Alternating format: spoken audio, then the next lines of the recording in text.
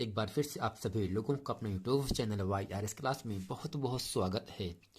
दोस्तों हम पढ़ रहे हैं कक्षा 10 विषय सामाजिक विज्ञान। सामाजिक विज्ञान में दोस्तों जो आपका सेट नंबर पहला 2020 825 कोड OA का है, इसमें दोस्तों मैंने आप लोगों को जो खंड का है बहुविकल्पी प्रश्न और इसके साथ साथ ही इसमें प्रश्न नंबर 1 से लेकर प्रश्न नंबर 6 तक और प्रश्न नंबर 7, प्रश्न नंबर 8, प्रश्न नंबर 9, प्रश्न नंबर 10, प्रश्न नंबर दोस्तों 11 तक अच्छे तरीके से मैंने आप लोगों को अच्छे तरीके से पढ़ा दिया।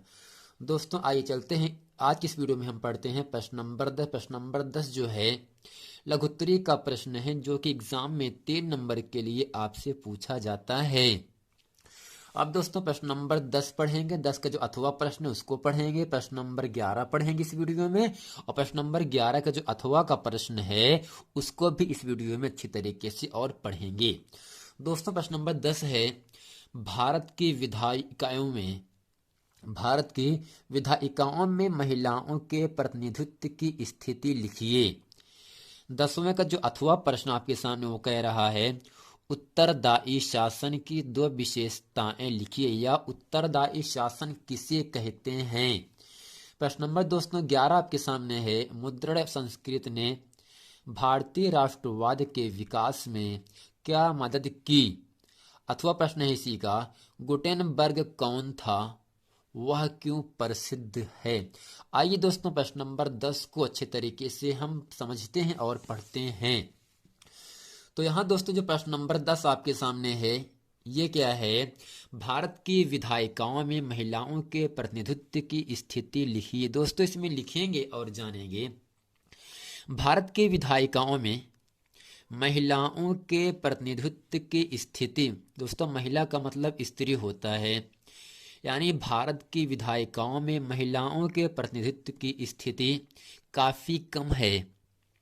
आजकल जितने भी संसदीय चुनाव हुए हैं उनमें स्त्रियों को जीतने का प्रतिशत कभी भी 10% से अधिक नहीं हुआ है, परंतु राज्यों की विधायिकाओं में तो यह नीचे होकर 5% तक भी आ जाता है। यानी दोस्तों जब भारत की विधायिकाओं में महिलाओं को प्रतिनिधित्व की स्थिति काफ़ी कम हो जाती है तब क्या होता है दोस्तों, इस समय आजकल जितने भी संसदीय चुनाव हुए हैं उनमें जो स्त्री हैं वो उन सबको यानी स्त्रियों को जीतने का जो प्रतिशत है वो 10% से अधिक नहीं हुआ, यानी 10 से कम रहा लेकिन 10 से ज़्यादा ना रहा जीतने का प्रतिशत महिलाओं का। परंतु राज्यों की विधायिकाओं में तो यह नीचे होकर 5% तक ही आ जाता है। दोस्तों उम्मीद करते हैं प्रश्न नंबर 10 अच्छे तरीके से आप समझ गए होंगे। आइए चलते हैं प्रश्न नंबर 10 का अथवा प्रश्न आपके सामने यहाँ से कह रहा है, उत्तरदायी शासन की 2 विशेषताएं लिखिए। दोस्तों उत्तरदायी शासन किसे कहते हैं, इनकी क्या क्या विशेषताएं होती हैं, इस वीडियो में अच्छे तरीके से हम सीखेंगे।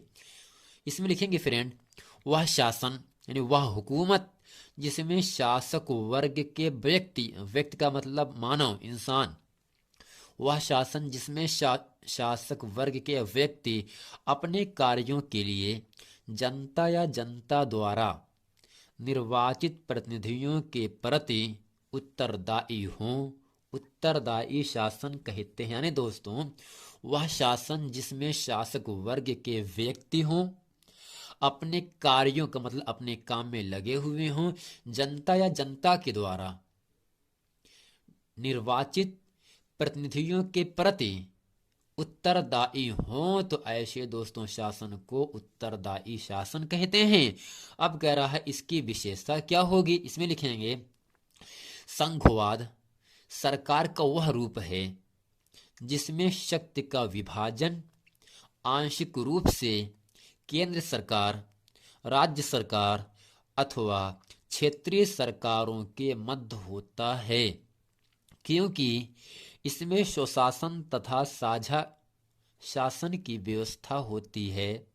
आज़ादी के उपरांत यानी आज़ादी के बाद से लेकर अब तक भारतीय संघवाद का स्वरूप बदलता रहा है। यानी दोस्तों वह शासन जिसमें शासक वर्ग के व्यक्ति अपने कामों के लिए जनता या जनता के द्वारा नवनिर्वाचित प्रतिनिधियों के प्रति उत्तरदायी हों, उत्तरदायी शासन कहलाता है।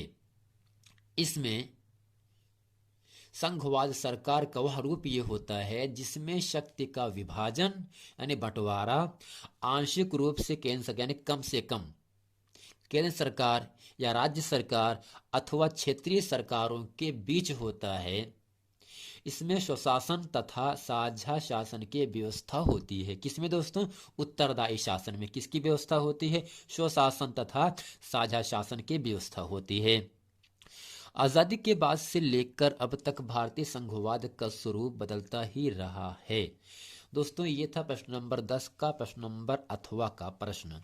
आइए अब चलते हैं आपको लेकर प्रश्न नंबर 11। प्रश्न नंबर 11 आपके सामने यहां से कह रहा है, मुद्रण संस्कृत ने भारतीय राष्ट्रवाद के विकास में क्या मदद की? मुद्रण संस्कृत ने भारतीय राष्ट्रवाद के विकास में क्या हेल्प की, क्या सहायता की? दोस्तों इसमें लिखेंगे, मुद्रण संस्कृत ने भारत में राष्ट्रवाद के विकास में बहुत ही महत्वपूर्ण भूमिका निभाई।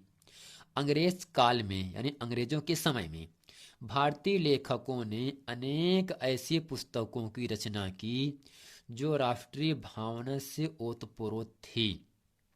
इसके अतिरिक्त भारतीय समाचार पत्र अंग्रेजी सरकार की गलत नीतियों को जनता के सामने रखते थे और उनकी खुलकर आलोचना करते थे। आलोचना का मतलब दोस्तों होता है बुराई करना।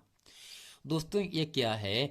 मुद्रण संस्कृत ने भारत में राष्ट्रवाद के विकास में जितने भी हैं लोग हैं उन सभी लोगों को एक महत्वपूर्ण भूमिका निभाई गई, एक महत्वपूर्ण भूमिका बनाई गई। यानी इस अंग्रेज काल में भारतीय लेखकों ने अनेक ऐसी पुस्तकों की रचना की जो राष्ट्रीय भावना से ओतप्रोत थी। इसके अलावा भारतीय समाचार पत्र अंग्रेजी सरकार की गलत नीतियों को यानी गलत सोच विचार की बातों को जनता के सामने यानी आम लोगों के सामने रखते थे और उनकी खुलकर बुराई करते थे। तो दोस्तों प्रश्न नंबर 11 था आपके सामने। प्रश्न नंबर 11 का अथवा प्रश्न आपके सामने यहां से है, गुटेनबर्ग कौन था? वह क्यों प्रसिद्ध है? दोस्तों इसमें लिखेंगे और जानेंगे, गुटेनबर्ग जर्मन यानी दोस्तों जो गुटेनबर्ग हैं वो जर्मन के निवासी हैं। 1398 से लेकर 1468 ईस्वी तक हैं। टाइप के माध्यम से मुद्रण विद्या का आविष्कार किया। इन्होंने सन 1431 ईस्वी में प्रिंटिंग प्रेस की रचना की। आपसे पूछ सकते हैं नंबर के लिए, प्रिंटिंग प्रेस की रचना किसने की? तो आपको उत्तर हो जाना चाहिए गुटेनबर्ग ने। कब किया था? 1431 ईस्वी में गुटेनबर्ग ने प्रिंटिंग प्रेस की रचना की, जिसे एक महान आविष्कार माना जाता है। इन्होंने मूवेबल टाइप की भी रचना की। इनके द्वारा छापी गई बाइबिल गुटेनबर्ग बाइबिल के नाम से प्रसिद्ध है। यानी दोस्तों गुटेनबर्ग टाइप के माध्यम से मुद्रण विद्या का आविष्कार किया यानी खोज किया और इन्होंने ही 1431 ईस्वी में प्रिंटिंग प्रेस की रचना भी की, जिसे एक महान आविष्कार के रूप में माना जाता है। किसको? गुटेनबर्ग को। इन्होंने मूवेबल टाइप की भी रचना की। इनके द्वारा छापी गई बाइबिल गुटेनबर्ग के नाम से प्रसिद्ध है। दोस्तों उम्मीद करते हैं इस वीडियो में प्रश्न नंबर 10 और प्रश्न नंबर 10 के जो अथवा प्रश्न है, प्रश्न नंबर 11 का जो अथवा का प्रश्न है, इसे अच्छे तरीके से आप लोग समझ गए होंगे। मिलते हैं दोस्तों नेक्स्ट वीडियो में, तब तक के लिए थैंक यू।